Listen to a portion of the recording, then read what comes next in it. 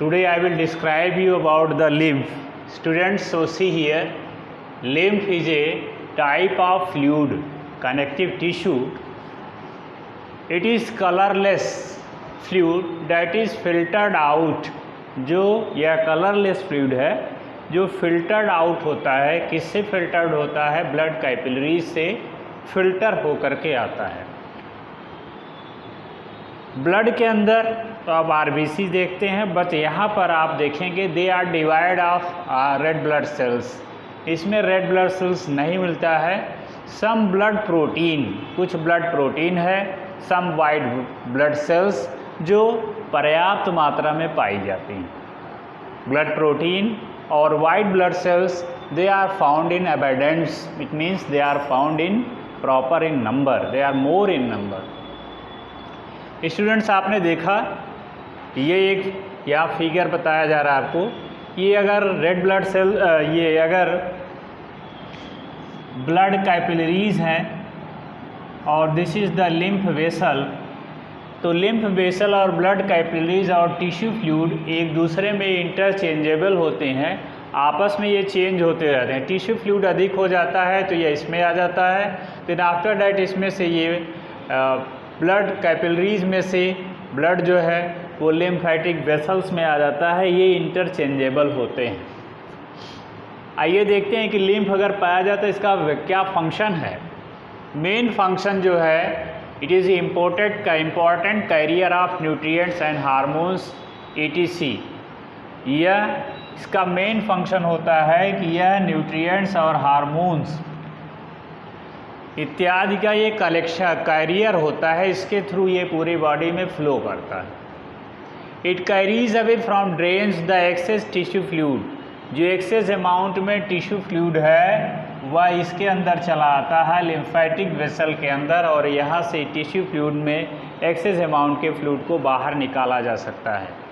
It absorbs and transport fat and fatty acid from our intestine. हमारे intestine से ये fat और fatty acid को निकाल करके एब्जॉर्ब करके हमारे बॉडी सेल्स को प्रोवाइड करता है। It helps in importing It helps in protecting the body against infection as it contains WBC।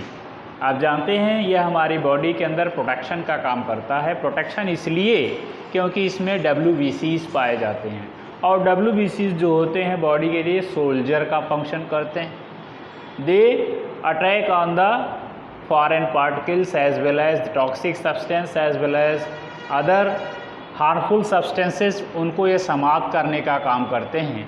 Which makes us the immune system of body, जो हमारी बॉडी के इम्यून सिस्टम को form करते हैं। कभी कभी आपने देखा होगा जब हमारे दांतों में दर्द होता है तो यहाँ एक गिल्टी जैसा निकल आता है। वो नोड्स होती हैं जिनके अंदर WBCs की मात्रा बढ़ जाती है, और वो तब तक लड़ती रहती हैं जब तक कि आप दवा नहीं ले लेते हैं। जब आप दवा ले लेते हैं तो ये नोड्स जो हैं, जो गिल्टी टाइप निकले हुए होते हैं, वो समाप्त हो जाते हैं, क्योंकि उस समय आपकी जो मेडिसिन है वो फंक्शन करती है उन टॉक्सिक सब्सटेंस पर या उन बैक्टीरियल इन्फेक्शन पर। आइए स्टूडेंट्स, लिम्फ के बाद next thing is muscular tissue. Muscular tissue, अगला टिश्यू जो है वो कनेक्टिव टिश्यू के बाद वो मस्कुलर टिश्यू है। Muscular tissue in the sense muscles जो है ये हमारी बॉडी में टोटल बॉडी वेट का 45% मसल्स ही होती हैं। Muscle tissues are present in the whole body, पूरे बॉडी में पाए जाते हैं, और ब्रिंग क्या करते हैं अबाउट द लोकोमोशन। ये ना हो तो हम लोकोमोट नहीं कर पाएंगे। मेंटेन द पोस्चर, और हमें सीधा खड़े रहने में भी ये हमारी हेल्प करते हैं। जितने भी मसल होती हैं वो सभी made up of group of muscle fibres. Group of muscle fibres यानी मसल फाइबर के बंडल्स होते हैं, उनके द्वारा बने हुए होते हैं। Which are arrange in parallel arrays, जो एकदम पैरेलल एक दूसरे के लंबवत जो है अरेंज होते हैं। इनका फंक्शन क्या होता है वो आपको आगे बताया जाएगा। जैसा कि हम हाथ में अगर देखते हैं तो यहाँ बाइसेप और ट्राइसेप मसल्स हैं। ये मसल्स हमारे हाथ को ऊपर ले जाने यानी मोड़ने और कंस्ट्रक्शन और रिलैक्सेशन में हेल्प करते हैं। द कॉन्ट्रैक्टाइल प्रोटीन, जो इनके अंदर वो प्रोटीन जो इनको हेल्प करता है कॉन्ट्रैक्शन और रिलैक्सेशन में, यहाँ पर देखिए the contractile protein present in the muscle cells to help in contraction and relaxation. जो कॉन्ट्रैक्टाइल प्रोटीन है, that protein is known as actin and myosin. ये एक्टिन और मायोसिन जो होते हैं वे हमारी बॉडी में कॉन्ट्रैक्शन और रिलैक्सेशन का फंक्शन करते हैं। They are found in bundles.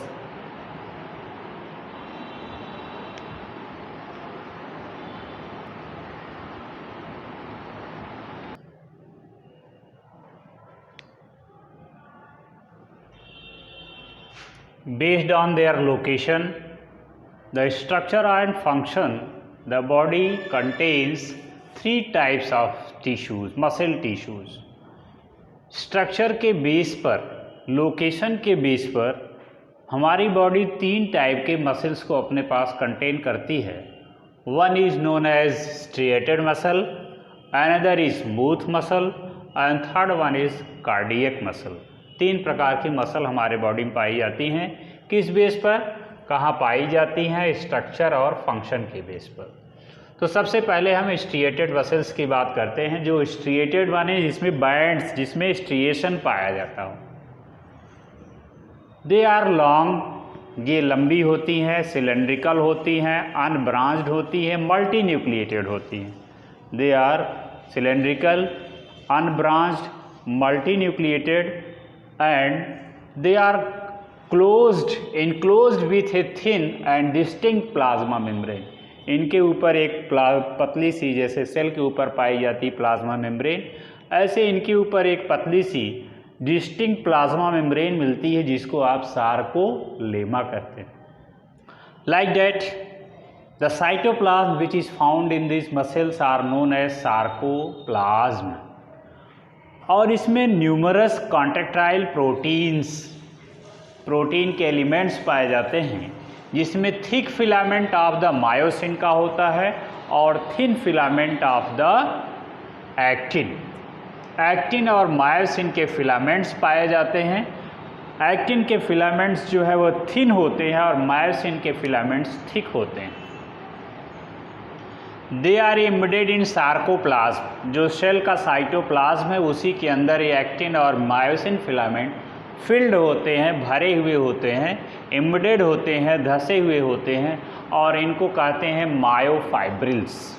Fibres like structure, जैसे लगता है कि इसमें लाठियों का एक बहुत बड़ा ढेर बना हुआ है, सारी एक साथ जुड़ी हुई हैं, एक गट्ठर बांधा गया है, ऐसा ही मायोफाइब्रिल्स नज़र आते हैं। इंटायर मसल फाइबर्स जो होते हैं shows alternate light and dark bands, जिसमें लाइट और डार्क यानी गहरी पट्टियाँ, जहाँ मायोफाइब्रिल्स जो है डार्क होते हैं वहाँ डार्क बैंड्स होती हैं। दूसरी जगह जहाँ इनका डिस्ट्रीब्यूशन कम होता है वहाँ लाइट बैंड्स होती हैं। डार्क और लाइट बैंड्स जो है ये पाए जाते हैं, इसीलिए इनको आप स्ट्रिएटेड मसल्स कहते हैं। They are attach to the bones, क्योंकि ये बोन के साथ लगी हुई होती हैं और बोन के साथ लगे होने के कारण they are also known as skeletal muscle.